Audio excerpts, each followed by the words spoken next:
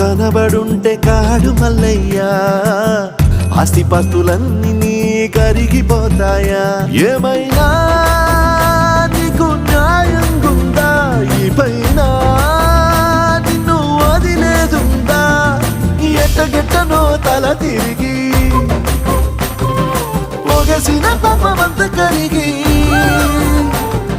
శివయ్యాని సిగముడిలా సిక్కుకుంటిరా బొమ్మని దిలించిన కసురుతూ కదిలించిన శూలముతో పొడిచిన